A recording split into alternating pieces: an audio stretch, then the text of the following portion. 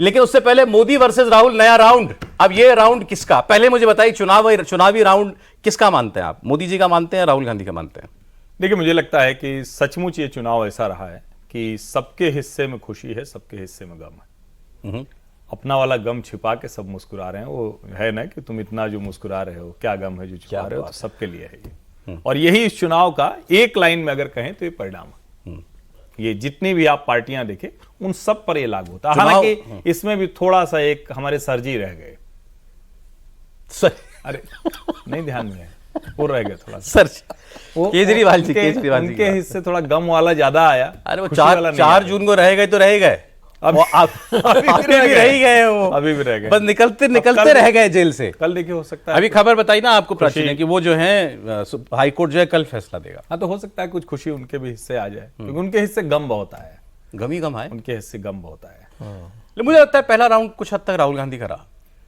नहीं, आप उस तरह से देखें तो निश्चित तौर पर। मैं क्यों कह रहा हूं, बिकॉज सबको लग रहा था कि भाई ये तो मोदी का जीता हुआ चुनाव है, तो जो ऑब्वियस दिख रहा हो सामने, उस ऑब्वियस में कुछ खेल कर जाना, तो भाई सिकंदर तो मुझे लगता है वो असली वही है। अच्छा, मुझे बताइए, विपक्ष क्या चुनाव हारने के लिए लड़ रहा था या सत्ता के लिए लड़ रहा था? अच्छा, एक मिनट, हाँ बोलिए। अच्छा, चलिए। 272 के लिए ही तो लड़ रहा था विपक्ष भी।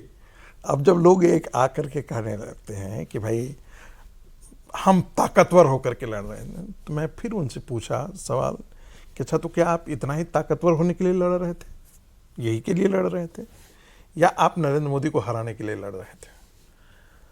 कोई भी यहाँ पर, चाहे वो विपक्ष हो या विपक्षी गठबंधन हो या भारतीय जनता पार्टी, सबकी अपनी अपेक्षा थी कि हम 272 का आंकड़ा पार करेंगे।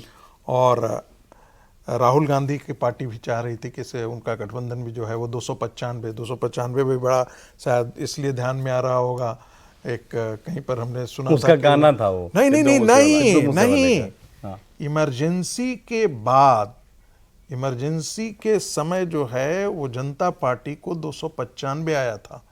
अच्छा, हाँ, और इसलिए इनको ध्यान में आया कि ये इमरजेंसी, तानाशाह, इससे मुक्ति, तो इसलिए वो 295 का लेकर के आए, वो नैरेटिव लेकर के आए।